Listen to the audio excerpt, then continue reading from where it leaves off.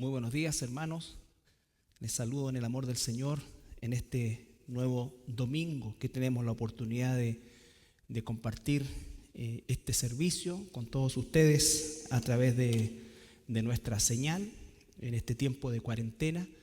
Y vamos a comenzar este servicio orando a nuestro Señor. Padre amado, te damos gracias en este día por la oportunidad que nos brinda de compartir tu palabra.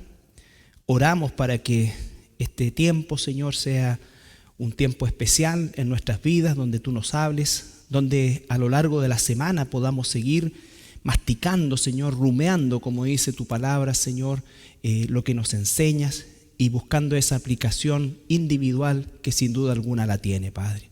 Gracias por nuestra iglesia, oro por todos nuestros hermanos, por aquellos que están, Señor, en momentos difíciles, en dificultades, que esta palabra también traiga ánimo a ellos y nos fortalezca, Señor, para seguir adelante. En el nombre de Jesús. Amén.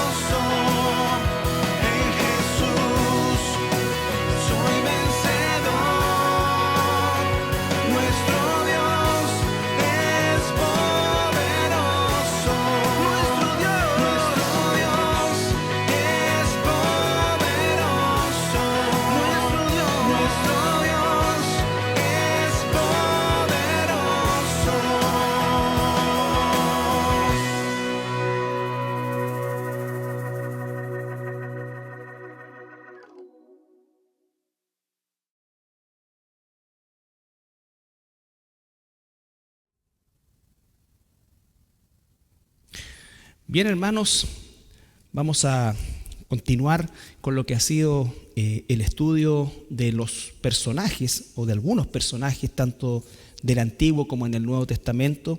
Y ya este es el tercer domingo que vamos a aprender algo acerca de la vida del profeta Elías. Este hombre bien particular en muchos sentidos y que representa de alguna manera el concepto de profeta también dentro de la cosmovisión del judío en general hasta el día de hoy. Cuando se habla de la ley y los profetas, se está refiriendo a Moisés y a Elías como representante mayor de este grupo de siervos de Dios. Aunque en rigor Elías no escribió ningún libro, es considerado la cabeza de los profetas por el impacto que tuvo justamente a nivel de lo que fue su vida entregada a Dios y por sobre todas las cosas por todos los aspectos que tuvieron que ver con su ministerio allá en el tiempo terrible del reino dividido, donde le tocó a Elías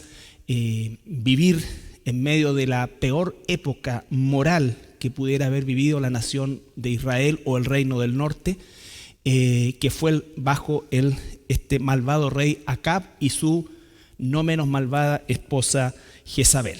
Recuerden ustedes que cuando nosotros analizamos e hicimos la introducción, la misma Biblia nos dice que una y otra vez los reyes del norte, que fueron más o menos 20, que durante casi 180, 190 años rigieron los destinos de este reino del norte que agrupaba a las 10 tribus que se separaron de Judá y Benjamín, y que tenían su capital en Samaria. Entonces estas 10 tribus no solamente se alejaron o se dividieron desde el punto de vista político y militar, sino que por sobre todas las cosas, diríamos nosotros, desde el punto de vista espiritual. Ellos comenzaron con una adoración idolátrica, levantando altares en 2 ciudades importantes, y finalmente a la época en que encontramos al profeta Elías, ya prácticamente la adoración al Dios de los cielos era inexistente y la nación estaba invadida por una idolatría infame, introducida a lo largo de todos los reyes anteriores, pero consolidada con creces en esta época a través justamente de este matrimonio corrupto entre un rey judío y una reina fenicia, ¿no es cierto?, amante de todos los Baales y de toda la idolatría que introdujo, con tal potencia que no solamente introdujo la adoración, sino que además derribó todos los altares de Dios e instituyó y construyó altares a los distintos Baales, ¿no es cierto?, que ella adoraba. Perdón. Entonces ese es más o menos el escenario en que emerge este profeta con un mensaje de advertencia, ¿no es cierto?, y también de juicio sobre la nación de Israel o del reino del norte, que se iba a traducir en una sequía de 3 años y medio, ¿no es cierto?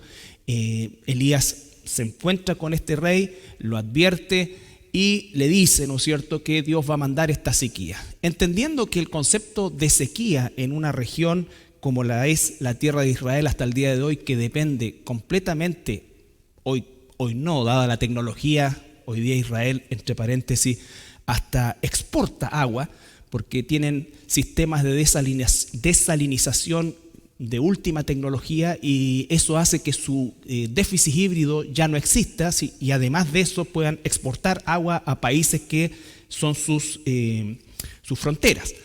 Pero en aquella época se dependía exclusivamente de la lluvia, que era durante un periodo de tiempo bastante corto entre el otoño y el invierno, ¿ya? Y con eso tenía que abastecerse todo lo que era la agricultura y la ganadería que existía en la tierra. Bueno, imagínense 3 años y medio sin llover, la pobreza, la condición que existía era realmente deplorable, había una hambruna gigantesca, muchas muertes por hambruna fueron, ¿no es cierto?, resultado de esta sequía. Y entonces lo que vimos a partir del capítulo 17, en la cual Elías, ¿no es cierto?, después de ese anuncio es llevado al famoso arroyo de Querib, donde Dios trata con él de manera individual, personal, ¿no es cierto?, lo está preparando y lo está enseñando a depender exclusivamente de Él en todo, incluido lo que era su sustento, ya que eran cuervos, si ustedes se recuerdan, los que le llevaban alimento.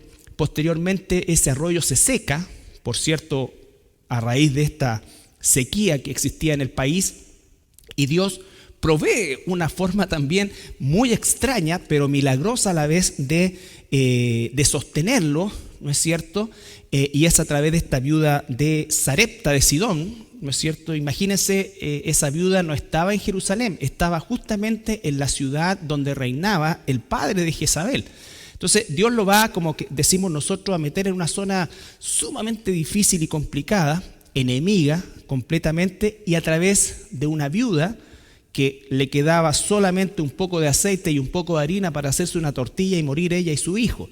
Y ahí el pastor nos enseñaba la semana pasada a cómo depender de Dios en todas las circunstancias, sobre todo en todo tiempo, y en este tiempo en particular que estamos viviendo nosotros, cuando el aspecto material, económico comienza a escasear, a desaparecer, a hacerse patente, ¿no es cierto? Y comienza a generar necesidades básicas de alimentación. Hoy día nosotros no hemos, gracias a Dios, a lo menos en la gran mayoría de nuestro país, experimentado ese nivel de hambruna, ¿no es cierto? Nosotros no hemos vivido eso, por más que muchas veces se quiera hacer un énfasis exagerado en situaciones que, por cierto, son tremendamente difíciles, pero no estamos hablando de este tipo de hambruna donde hay cientos de miles de personas que lisa y llanamente mueren de inanición, ¿ya?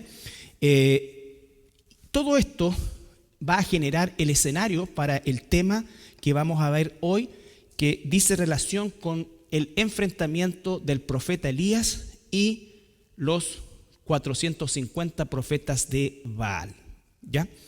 Y vamos a orar antes porque son varias secciones de 2 capítulos y la historia es bastante larga y hay mucha enseñanza, pero nos vamos a centrar a lo menos en una. Padre, te pedimos que esta mañana tu palabra nos hable por medio de estos 2 capítulos de Primera de Reyes, donde tú nos hablas acerca de este enfrentamiento que el profeta Elías tuvo con estos falsos profetas, estos sacerdotes satánicos de Baal, Señor, y cómo tu mano se manifestó en él o por medio de él, Señor, para demostrarle a un pueblo apóstata que tú, Señor, sigues siendo y serás eternamente el único Dios verdadero, Señor. Gracias, Padre amado, por tu palabra, porque podemos aprender de esta escena que ocurrió hace tantos siglos atrás y actualizarla a la condición que nos encontramos nosotros el día de hoy. En el nombre de Jesús, amén. Entonces decíamos que la situación era caótica. Este encuentro que va a haber entre Acab y los profetas antes con Elías, ¿no es cierto? Ya han transcurrido por lo menos 3 años de esa sequía. En el capítulo 18, versículo 1 dice: pasados 18.1, pasado Primera de Reyes 18.1, perdón, no sé si lo dije al principio, Primera de Reyes 18.1. Pasados muchos días, vino palabra de Jehová a Elías en el 3er año de sequía. Recuerde que eran 3 años y medio, o sea, faltaba todavía medio año para que la sequía terminara. Vino a Elías en el 3er año diciendo: ve, muéstrate a Acab, y yo haré llover sobre la faz de la tierra. Versículo 2. Fue pues Elías a mostrarse a Acab, y el hambre era grave en Samaria. Se le llama Samaria a toda la extensión, ¿no es cierto? Aunque hay una zona específica en el norte de Israel que se llama hasta el día de hoy Samaria, ¿no es cierto? Pero se le llamaba en forma genérica Samaria también al reino del norte. O sea, el hambre estaba expandido en todo este reino del norte. Entonces, esa era la condición en que se encontraba este reino.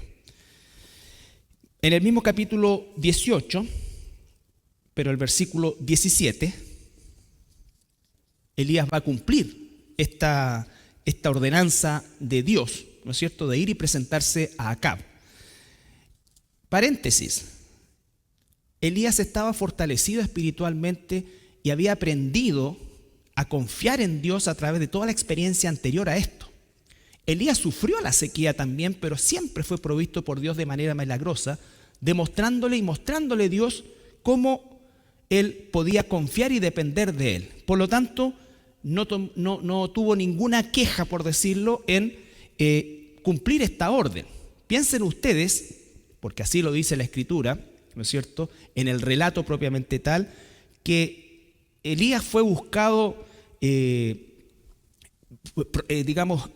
insistentemente fue buscado por Acab para matarlo, porque obviamente él era, a los ojos de Acab, el culpable de lo que estaba pasando, de esta sequía. Por lo tanto, no es que Elías se encontró con Acab y tuvieron una conversación. No, Elías estuvo escondido, estuvo protegido por Dios, y Dios no permitió que fuera encontrado por Acab ni Jezabel y que llegara a este momento, ¿ya? Entonces Elías, humanamente hablando, estaba corriendo un riesgo inmenso. Se iba a presentar delante de Acab, quien podía haberlo matado inmediatamente. Sin embargo, va a ocurrir esta conversación o esta discusión. Capítulo 18, versículo 17. Y cuando Acab vio a Elías, le dijo: ¿eres tú el que turbas a Israel? ¿Eres tú el que turbas a Israel? O sea, tú eres culpable de esta sequía.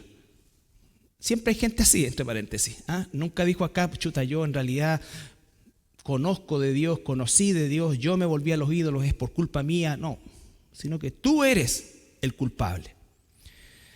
La respuesta de Elías no se debe esperar, y él respondió: yo no he turbado a Israel, sino tú y la casa de tu padre, dejando los mandamientos de Jehová y siguiendo a los Baales. Ahí está el juicio sobre tu pueblo, sobre esta nación. Este juicio no es por causa mía, yo solamente soy un mensajero.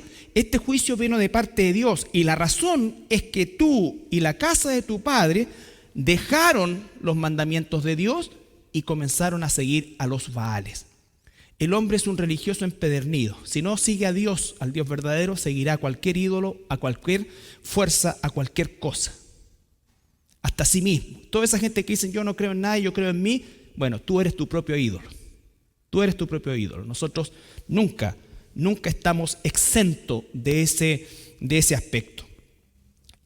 Entonces le dice: yo no he turbado a Israel, sino tú y la casa de tu padre, dejando los mandamientos de Jehová y siguiendo a los Baales. Entonces, hermanos, este es el escenario, o este es el contexto en el cual se ve a realizar, o vamos a repasar este pasaje tan conocido que es el desafío entre los 450 profetas de Baal y Elías solito. Versículo 19. Envía, pues, dice Elías, envíame pues ahora y congrégame a todo Israel en el monte Carmelo.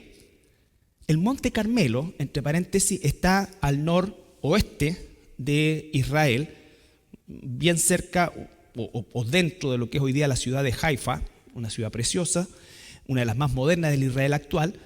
En aquel entonces era el puerto de Jope o de Jaffa, de donde salió Jonás. Y el monte Carmelo es como bien parecido en tamaño, en forma, a lo que es el Cerro Grande. A lo que es el Cerro Grande. Por eso cada vez que subo el Cerro Grande yo creo que estoy subiendo el monte Carmelo. De hecho tiene más o menos la altura. El monte Carmelo anda cerca de los 550 metros sobre el nivel del mar.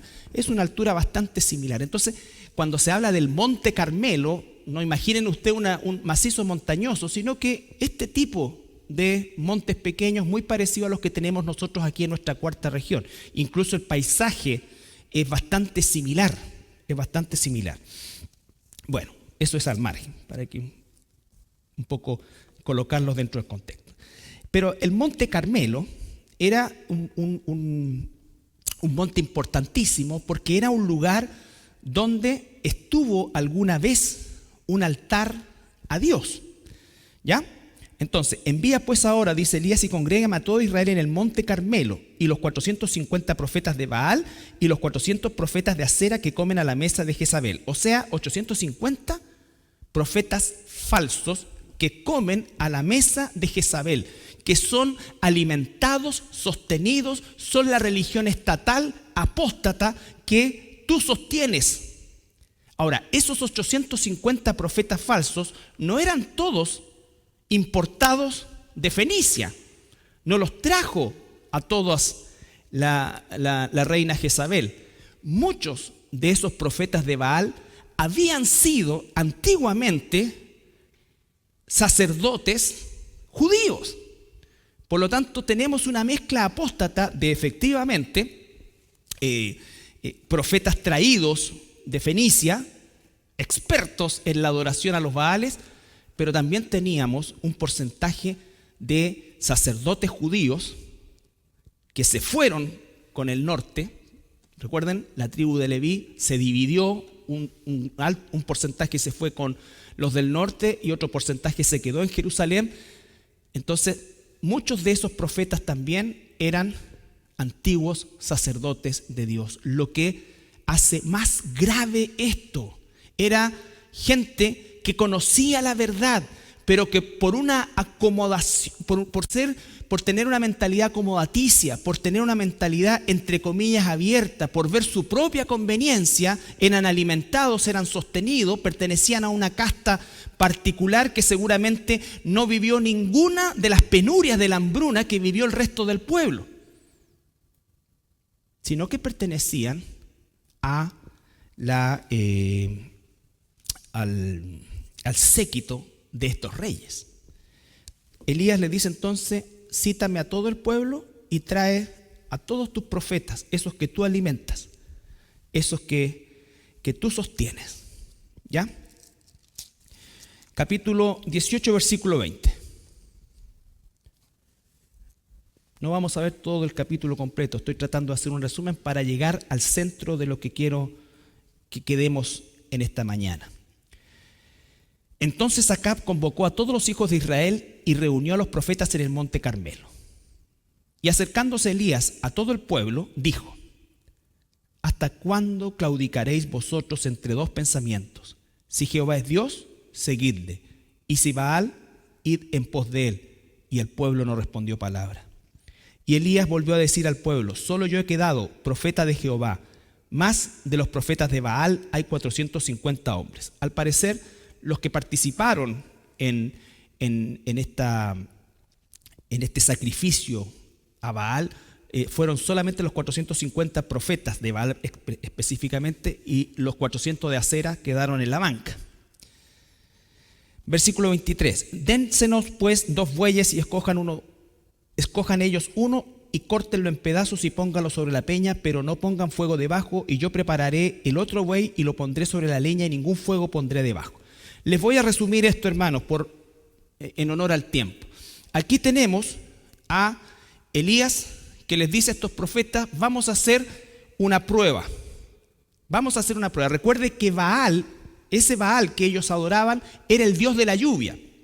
Por lo tanto, el desafío venía muy a cuenta, ¿no es cierto? Le dijo Elías: mira, ustedes 450 profetas de Baal, preparen un altar, pongan ahí el buey, trócenlo, ¿no es cierto? Pónganlo ahí y yo voy a hacer lo mismo. Pero a ninguno de los dos le vamos a prender fuego, sino que cada uno, ustedes 450 y yo solo, ustedes clamarán a sus Baales, yo clamaré al Dios de los cielos, y el Dios que responda y queme el sacrificio, entonces ese sea el Dios verdadero.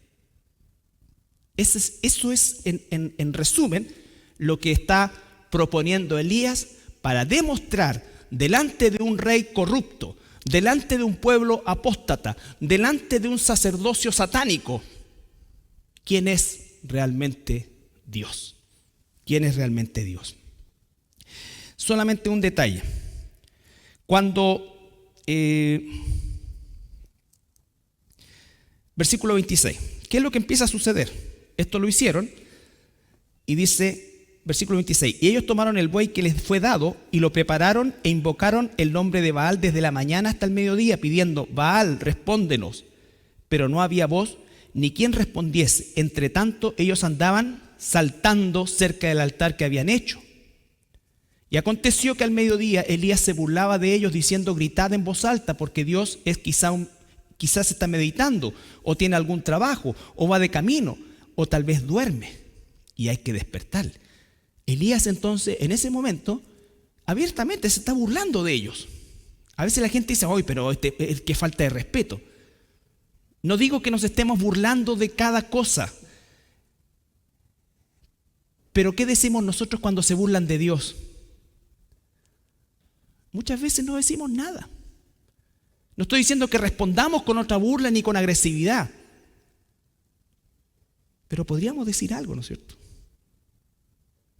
¿Qué tendemos a decir nosotros para no meternos en problemas? Bueno, Dios sabrá, ¿no es cierto? Ojalá Dios lo cambie de manera de pensar, y está bien en un sentido. Pero ¿cuántas veces dejamos que insulten a Dios, que pisoteen el nombre de Dios, que digan barbaridad y media de Jesucristo, y no decimos nada? Bueno, vuelvo a insistir, esto no es un llamado a burlarnos de la gente, no.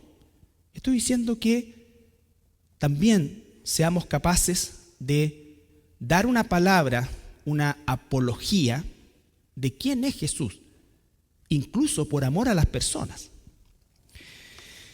¿Qué sucede? Versículo 28. Y ellos clamaban a grandes voces, ya aquí la cosa empezó a subir de temperatura, y se sajaban con cuchillos, con lancetas, conforme a sus costumbres, hasta chorrear la sangre sobre ellos.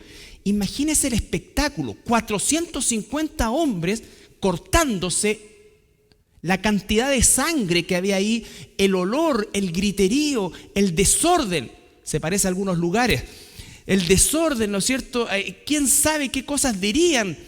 ¿Qué cosas balbucearían? No me estoy burlando, hermano. Lo que estoy diciendo es que existen lugares que se llaman iglesia, donde existen desórdenes parecidos, donde hay griterío, donde hay ladrido, donde hay balbuceos que nadie entiende. Y le llaman una forma de adorar a Dios. Yo no veo eso en la Biblia más que asociado a este tipo de cosas. A este tipo de cosas. Bueno, versículo 29, pasó el mediodía y ellos siguieron gritando frenéticamente hasta la hora de ofrecerse el sacrificio. Pero no hubo ninguna voz, ni quien respondiese, ni escuchase. Entonces dijo Elías a todo el pueblo: acercaos a mí. Y todo el pueblo se le acercó. Esto quería, y es interesante. Y él arregló el altar de Jehová que estaba arruinado. Ahí en el monte Carmelo había un altar a Dios, al Dios verdadero, pero estaba completamente abandonado. ¿Por qué?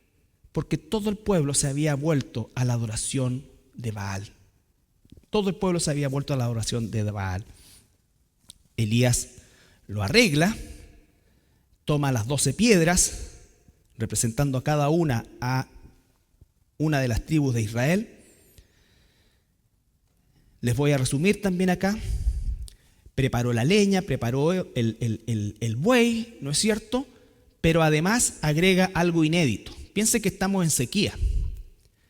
Pidió que trajeran 3 baldes, digámosle, gigantes, 3 tambores de agua, y que mojaran todo el sacrificio. Todo el sacrificio, todo el holocausto. 4, hasta que chorreara con agua. Y entonces, en esa condición prácticamente imposible desde todo punto de vista, ¿qué es lo que dice Elías? Versículo 36. Cuando llegó la hora de ofrecerse el holocausto, se acercó el profeta Elías y dijo, siempre entendible, hermanos. No dijo no, se entiende. ¿Qué decían los profetas de Baal? No puede quedar escrito porque no se sabe lo que decían. Seguramente decían cualquier cosa. Cualquier cosa. Acostúmbrese a lo que la Biblia dice, no a lo que usted cree. Cuando llegó la hora de ofrecerse el holocausto, se acercó el profeta Elías y dijo: Jehová, Dios de Abraham, de Isaac y de Israel, sea hoy manifiesto que tú eres Dios en Israel y que yo soy tu siervo y que por mandato tuyo he hecho estas cosas. Respóndeme, Jehová, respóndeme, para que conozca este pueblo que tú, oh Jehová, eres Dios, y que tú vuelves a ti el corazón de ellos. Entonces cayó fuego de Jehová y consumió el holocausto, la leña, las piedras, el polvo, y aún lamió el agua que estaba en la zanja. ¿Y qué creen que pasó? Viéndolo todo el pueblo, se postraron y dijeron: Jehová es el Dios, Jehová es el Dios. Claro. ¿Qué le dijo Jesús a Tomás?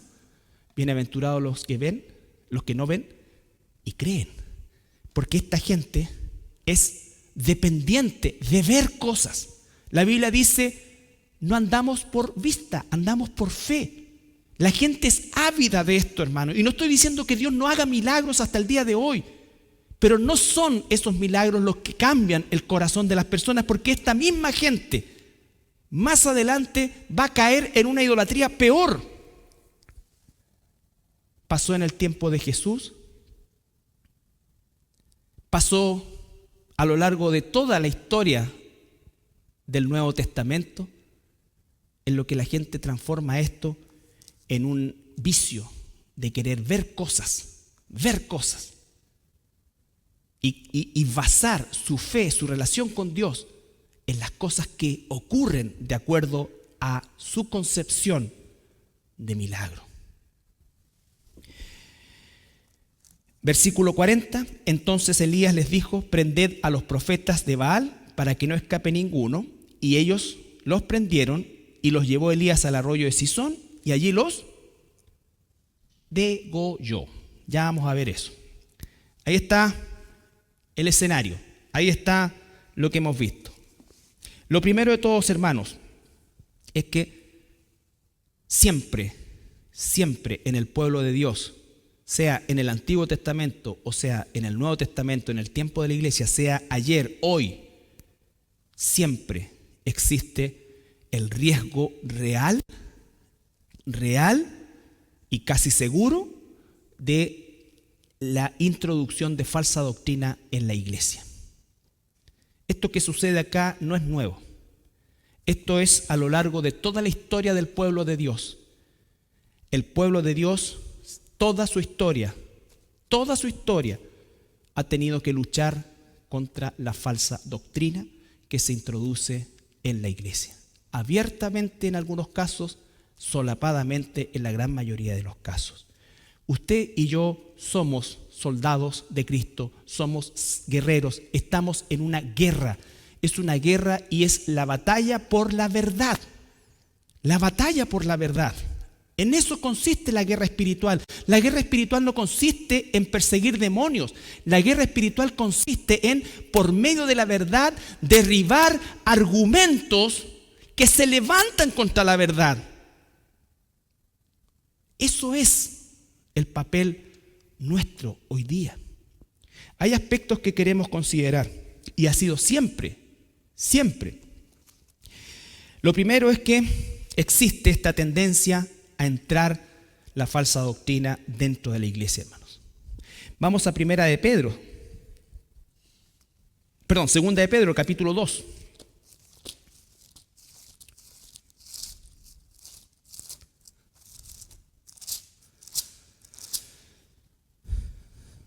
Versículo 1 al 4. Versículo 1 al 3, perdón.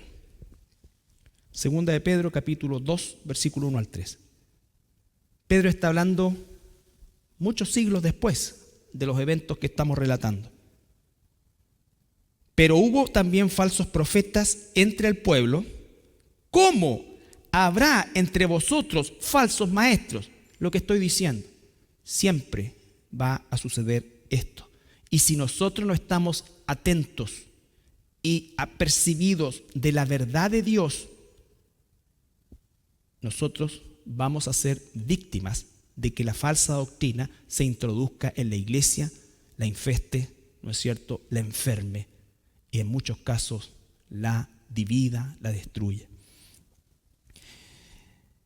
Pero hubo también falsos profetas entre el pueblo, como habrá entre vosotros falsos maestros que introducirán encubiertamente herejías. Fíjese, encubiertamente herejías, destructoras, y aún negarán al Señor que los rescató, atrayendo sobre sí mismos destrucción repentina.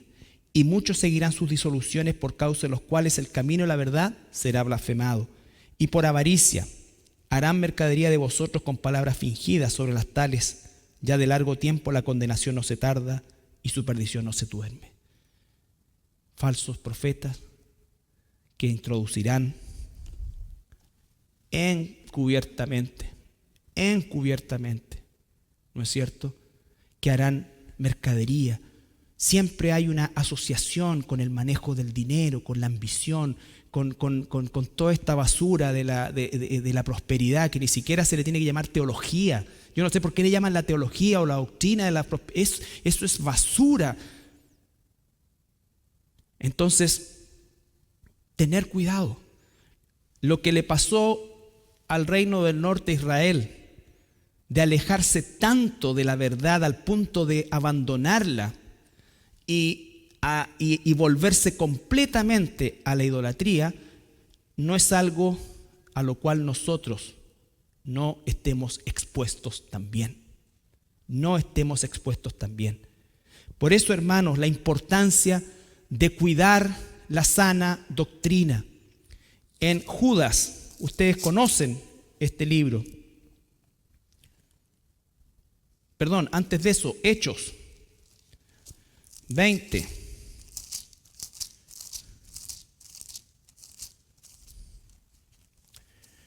Veinte, 27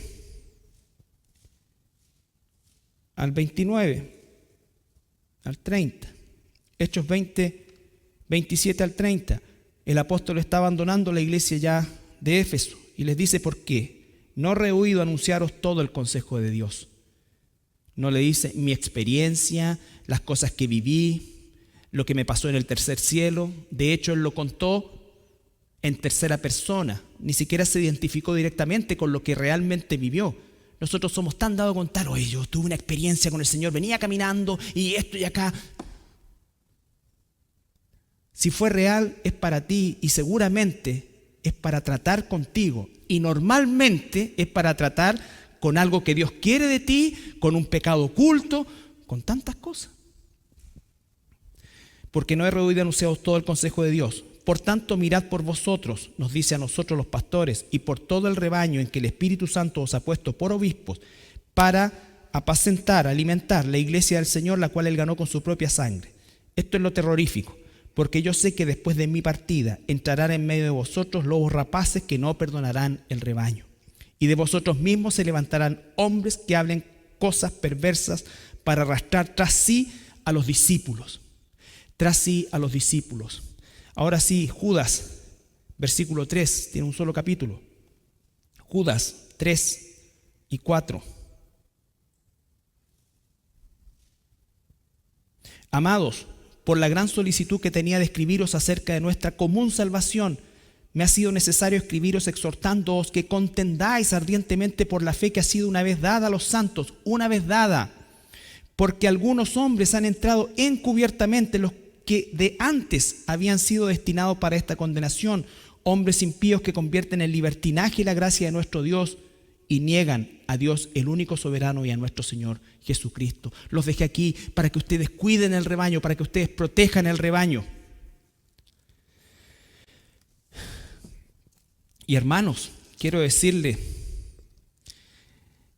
que a lo largo de todos estos años que el Señor me ha permitido ser pastor de esta iglesia suya amada, hoy junto a nuestro pastor Tadeo, cuando comenzó el ministerio o mi ministerio, realmente el problema, diríamos nosotros, era el catolicismo romano. Esta era una ciudad sumamente católica, muy cerrada, y de verdad era establecer la verdad frente al catolicismo romano. Pero nunca pensé que la lucha más feroz, porque uno se prepara para pelear contra, doctrinalmente hablando, digo, católicos romanos, mormones, muy poco en ese tiempo, testigos de Jehová, muy poco. Pero ¿sabes qué es lo que pasó a lo largo del tiempo? Esto, que de las propias iglesias empezó a salir falsa doctrina. Y ese es lo más peligroso que hay. Es lo más peligroso que hay. Esa es la gente más peligrosa. Porque saben algo de la verdad, no se han convertido. Saben algo de la verdad, incluso están de acuerdo con algunas cosas, pero comienzan con sus propias filosofías, con sus propias visiones.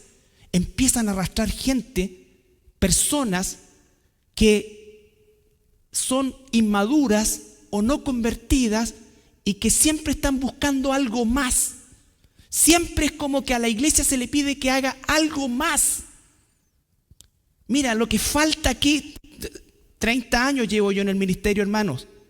He visto bastante, seguramente no lo he visto todo, pero he visto bastante. Siempre, mira, lo que pasa es que en la iglesia falta, nunca se abraza lo que hay. Porque a veces lo que hay es fome. ¿Sabes por qué? Porque gira en torno a la palabra. Porque gira en torno a la transformación. Porque gira en torno a que tú y yo tengamos la valentía de compartir el evangelio.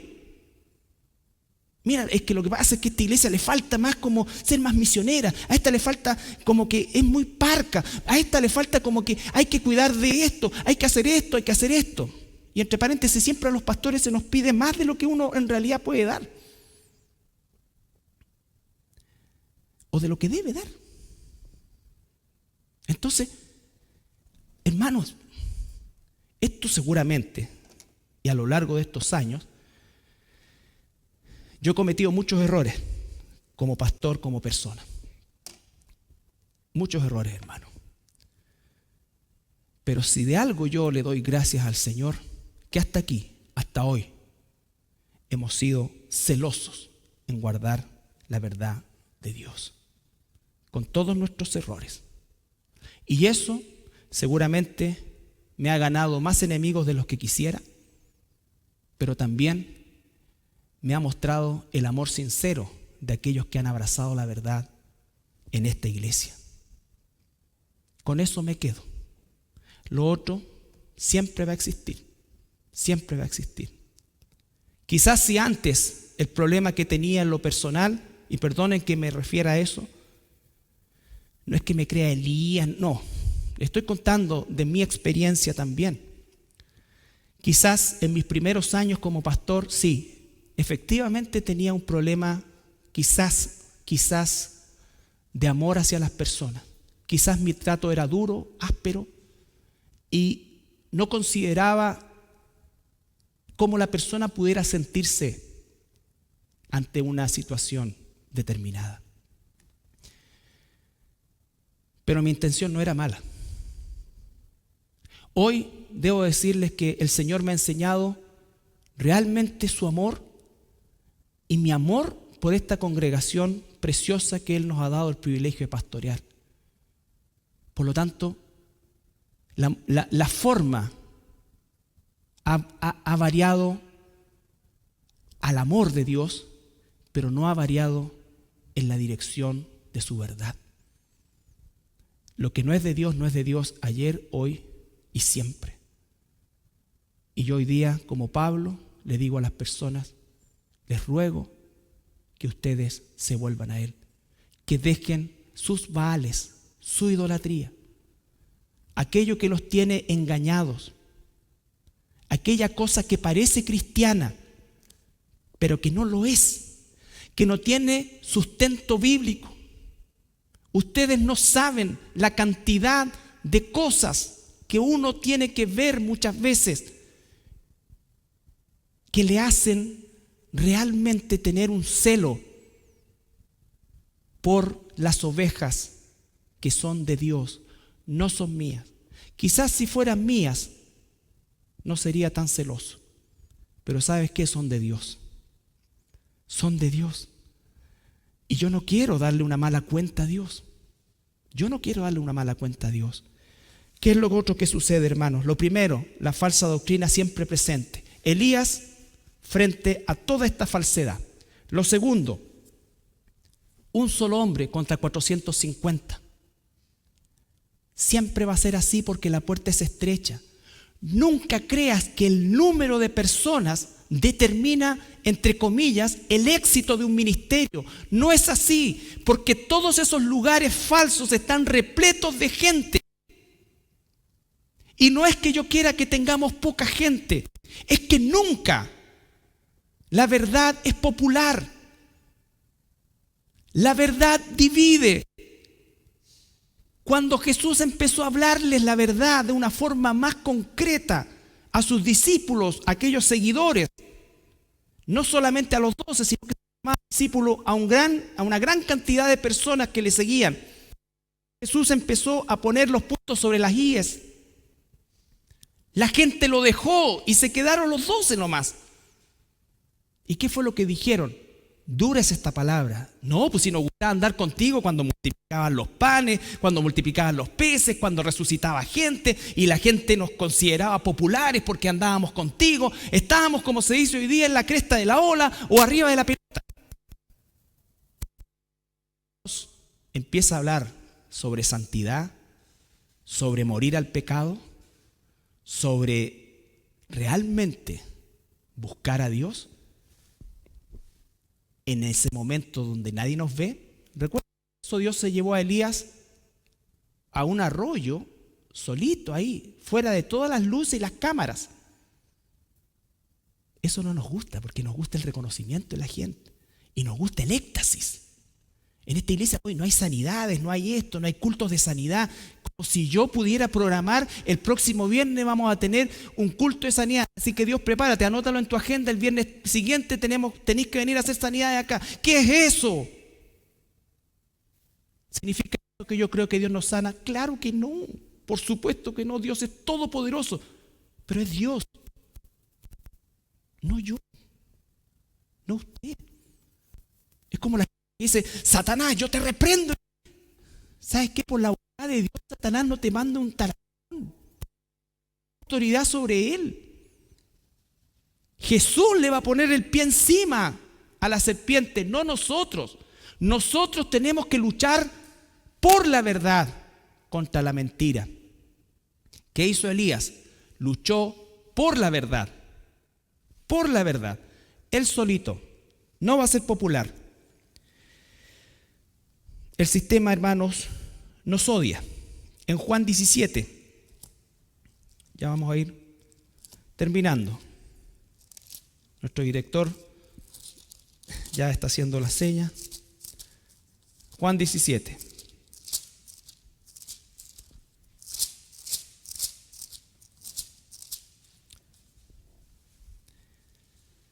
Cuando usted y yo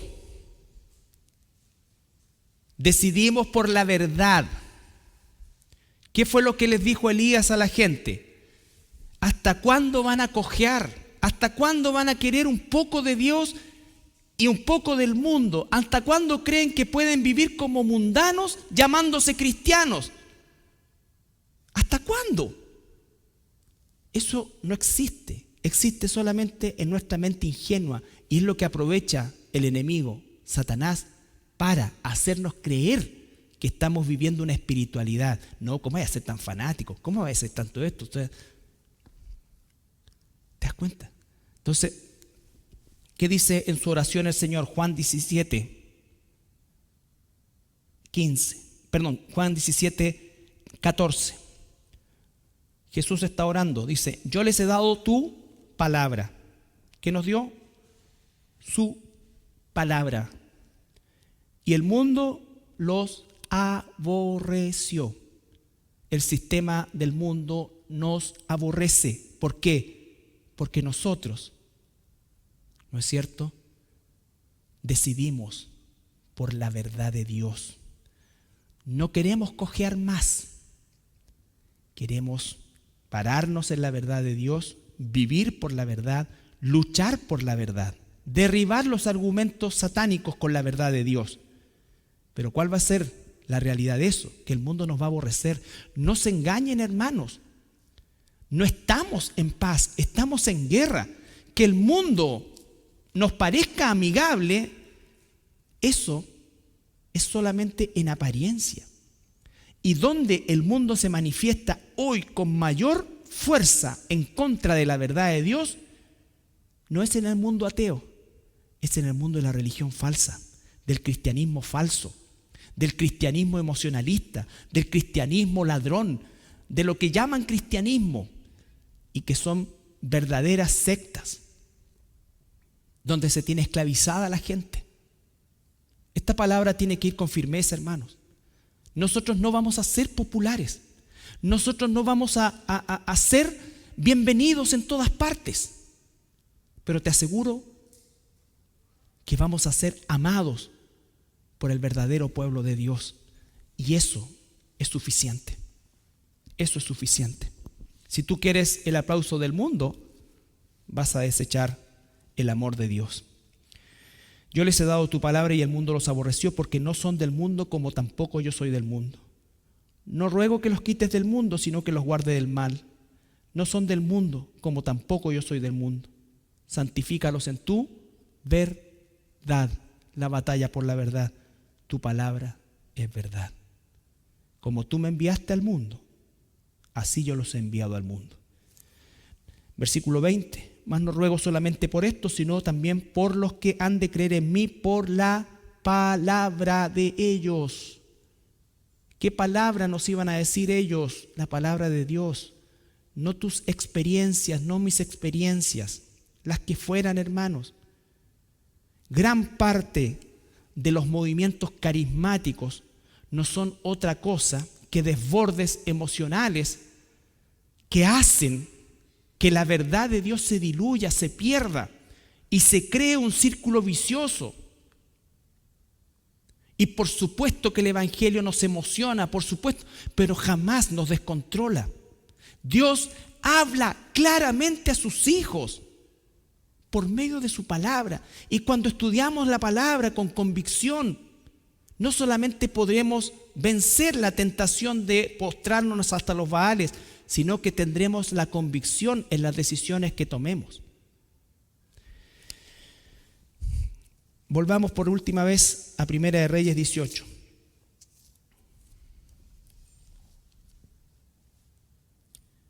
El éxito de Elías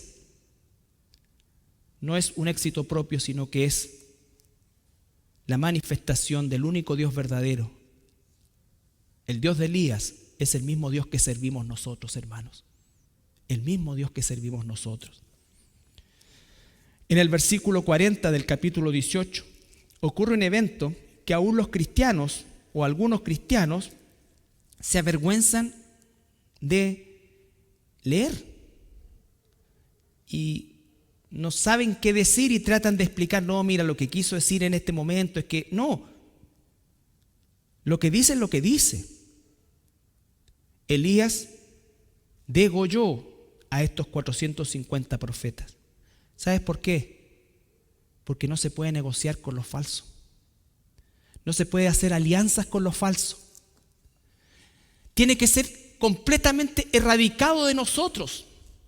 Completamente erradicado de nosotros. Tenemos que tener una raya bien clara de quién es la iglesia, de quiénes somos nosotros y qué es lo falso. ¿Y qué es lo falso? Si no, vamos a traer confusión. ¿Qué es esto de que yo me saco una foto con un cura, con un judío, con un musulmán? ¿Qué es eso? O sea, ¿sabes qué? Para eso un mensaje para la gente, claro. Eres considerado amoroso y misericordioso y abierto y... ¿cómo es la palabra que usan hoy día? Tolerante, gracias pastor. Tolerante. Pero el evangelio es intolerante, no tolera la mentira. Cuando Dios le dice a Josué, vas a entrar a una tierra llena de paganos, todo, mata hasta los perros.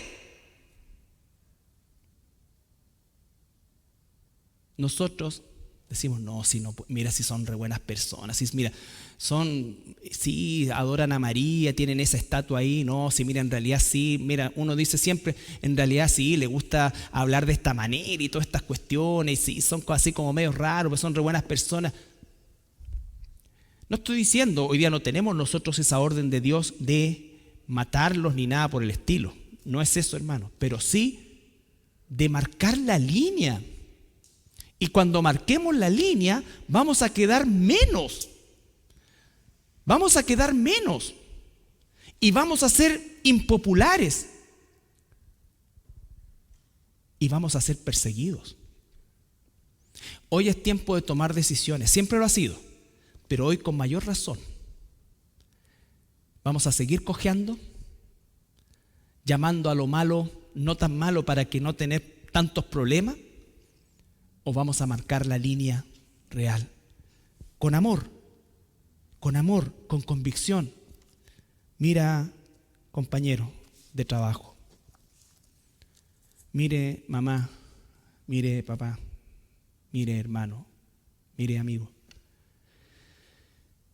eso que usted está siguiendo no es de Dios.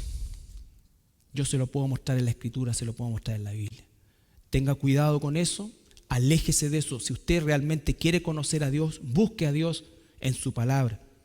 Lo invito a un estudio, juntémonos a estudiar la palabra, predíquele el Evangelio. A lo mejor la persona dice, ¿sabes qué? Mira, tú con lo tuyo y yo con lo mío. Bueno, nosotros no forzamos, no arrastramos a la gente. Pero usted tiene que decirle la verdad a las personas. Usted tiene que decirle a las personas con amor, con pasión, con expectación. Hay un fuego ardiente que no se apaga jamás, donde irán a parar todos los que rechacen la verdad de Dios. Jesús dijo muchos en aquel día. ¿Qué día? El día del juicio final. Me van a decir, Señor, Señor, imagínate. No estamos hablando de que alababan o adoraban a Baal. Ellos decían adorar a Cristo. ¿Tú crees que porque alguien diga en el nombre de Jesús es suficiente? Examina el trasfondo y el fondo doctrinal de lo que sucede, hermano. En aquel día me dirán muchos, Señor, Señor, en tu nombre hicimos esto, hicimos milagros, hicimos. Fíjese, siempre es hicimos. Porque la iglesia está obsesionada en hacer cosas. Oye, ¿y este año qué vamos a hacer? Lo mismo, estudiar la palabra. Pero es que ya pasamos por ese libro. De nuevo. Y así hasta que el Señor venga. O vayamos nosotros a su encuentro. Esta ansiedad de hacer, como de inventar cosas. Ahora, los estudios bíblicos no son para guardar solamente en nuestra mente y en nuestro corazón, sino son para aplicarlos. El problema, el asunto de la aplicación no corre por cuenta de quien hace el estudio. El tema de la aplicación corre por cuenta de cada uno de nosotros como hijos de Dios.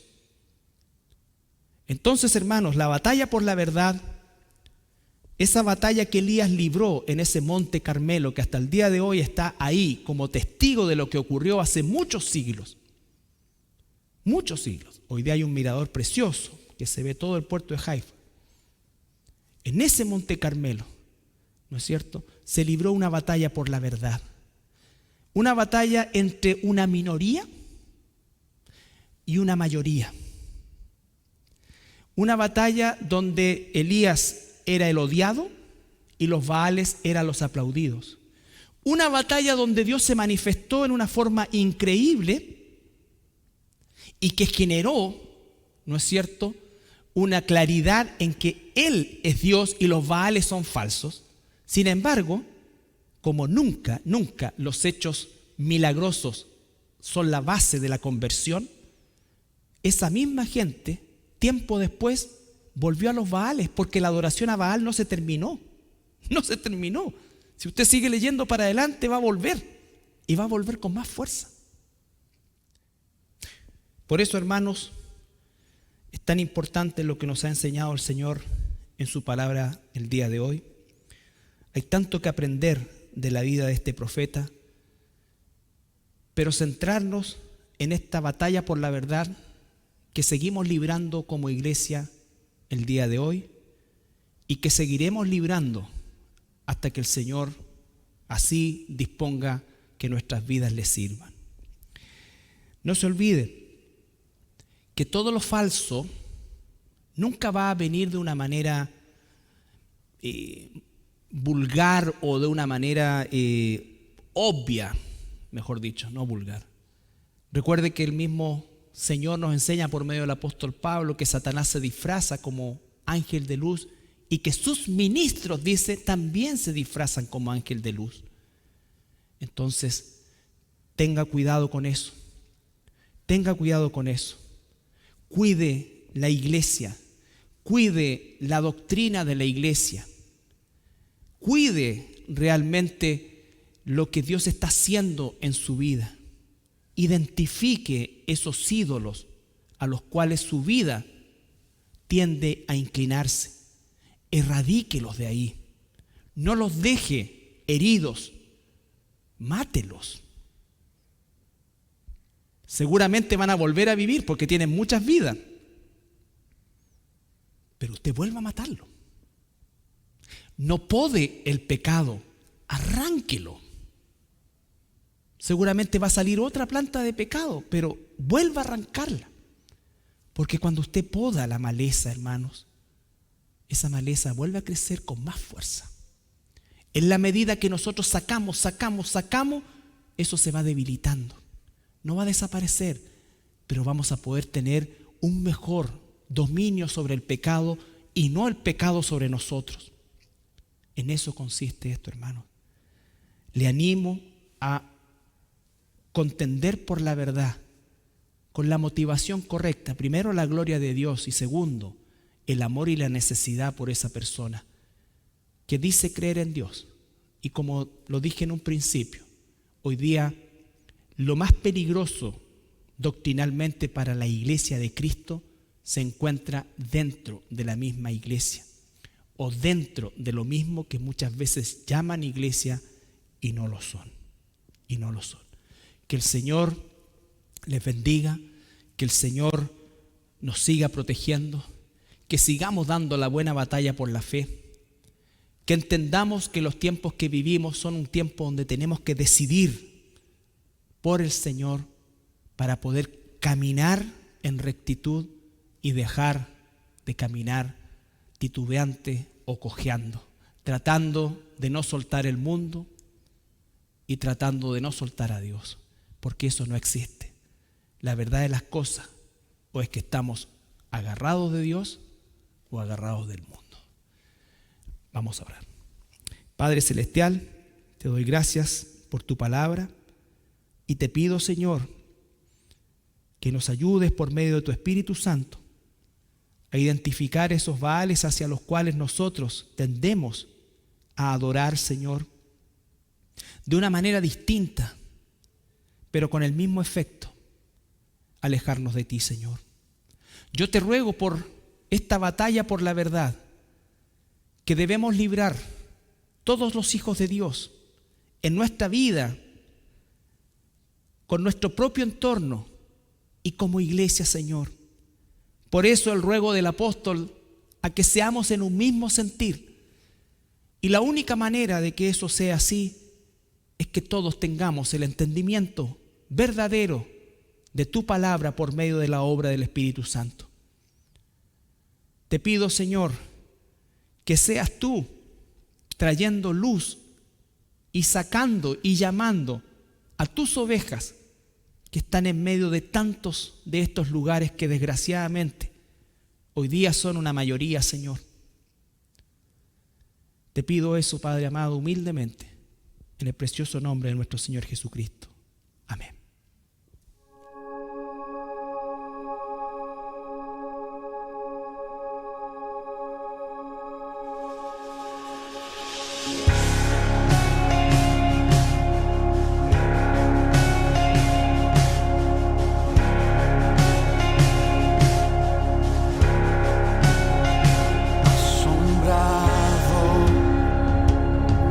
Ante la grandeza de tu gloria.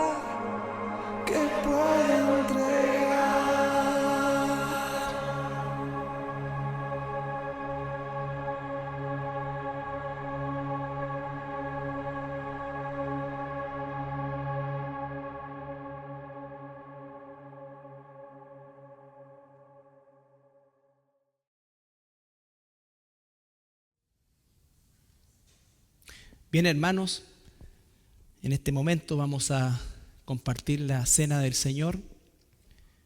Los invito ahí en sus casas, si ya han preparado los implementos, a que podamos darle el marco de respeto que este momento del servicio requiere, porque es el momento en que como pueblo de Dios, como hijos de Dios, como siervos del Señor, recordamos que somos todo eso.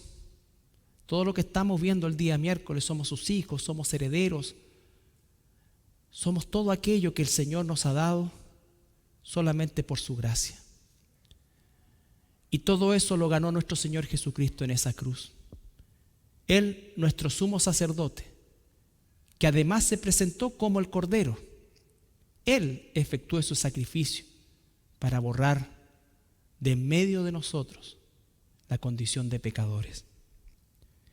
Entonces, antes de ir a la cruz, antes de comenzar esa terrible mañana, ese terrible día, la noche previa, Él compartió una última cena pascual con sus discípulos. Al finalizar esta, instituyó el símbolo de este nuevo pacto, que ya no sería en animales, en corderitos, sino que sería en Él mismo, con su propia sangre. Él tomó el pan, lo partió, se lo dio a sus discípulos y les dijo: tomen y coman, porque este es mi cuerpo, que por ustedes es entregado. Participemos del pan.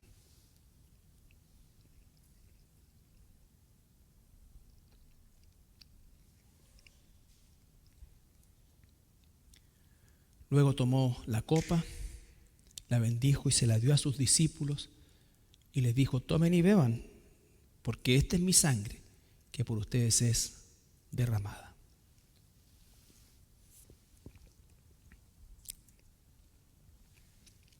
Señor Jesús, en este sencillo acto simbolizamos el sacrificio inmenso, único, que tú hiciste por nosotros, Señor. Pagaste nuestro pecado, y no solamente pagaste nuestro pecado, sino que ganaste nuestra libertad.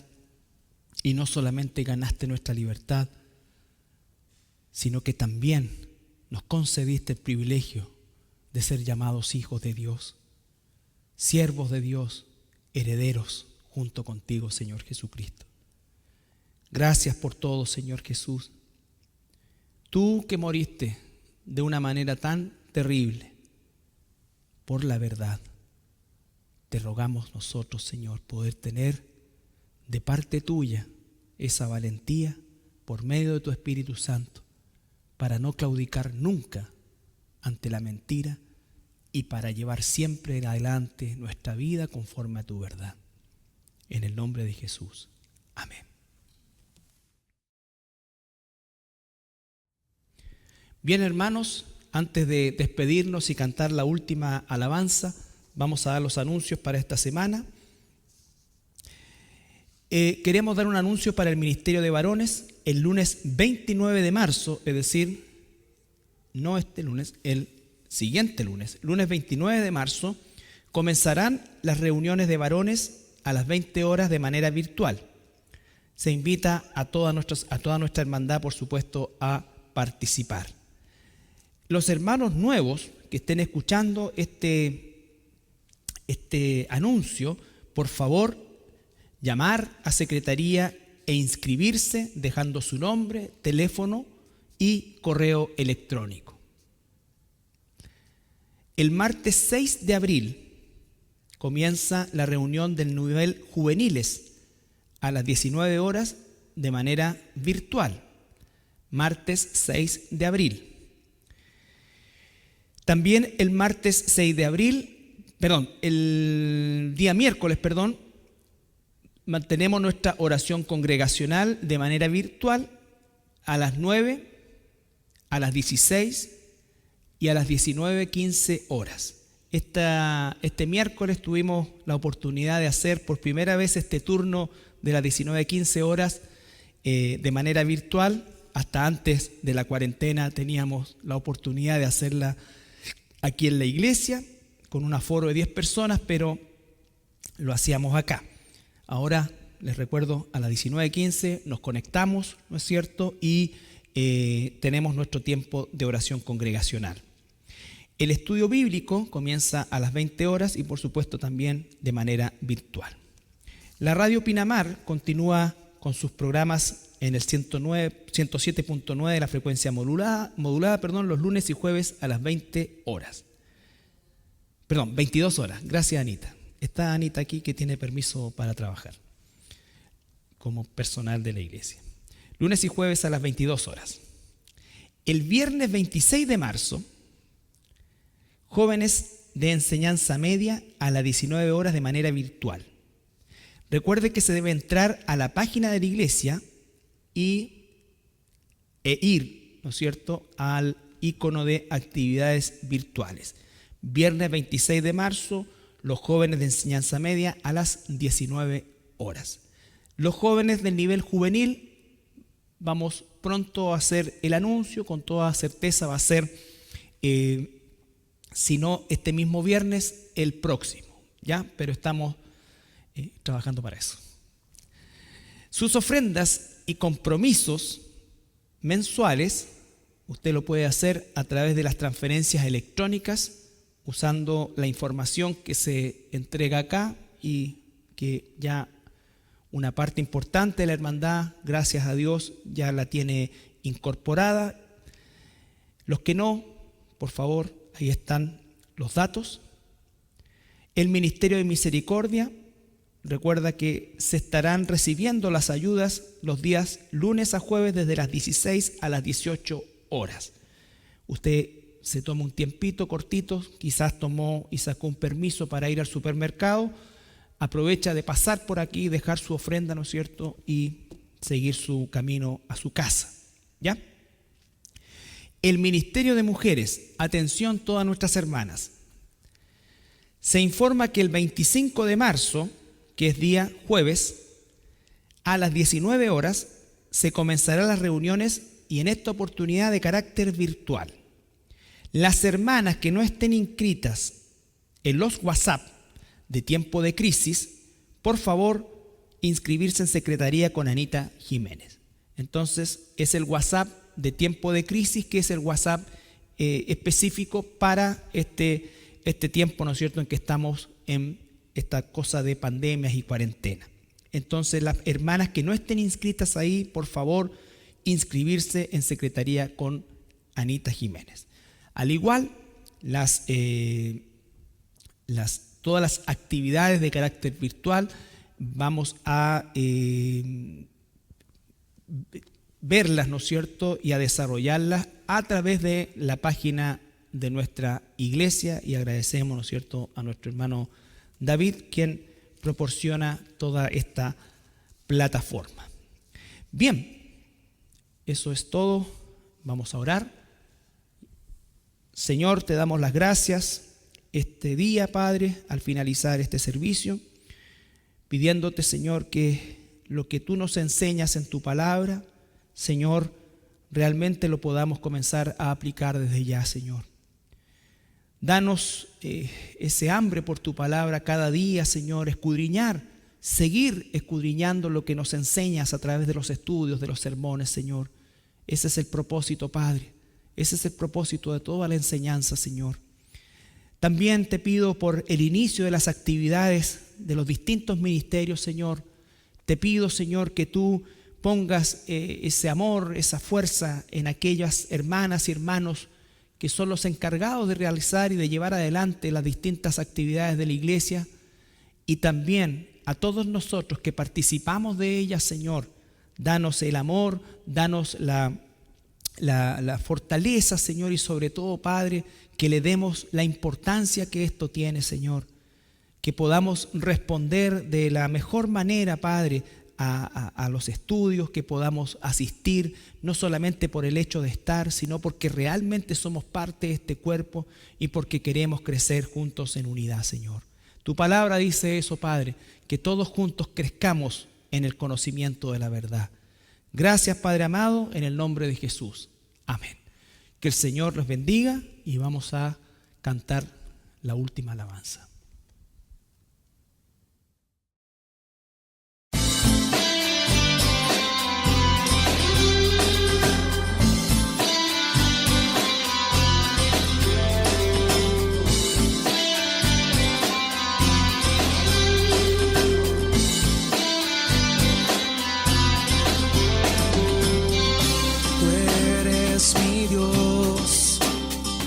Te exaltaré,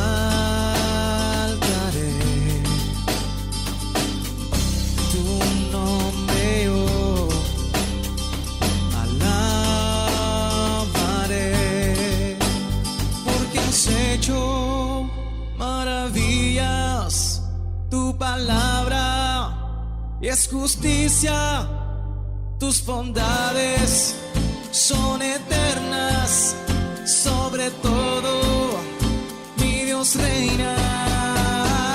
Toda la tierra alabe al Señor, toda la tierra alabe al Señor, toda la tierra alabe al Señor. Alabadle, alabadle, alabadle. Toda la tierra alabe al Señor, toda la tierra alabe al Señor.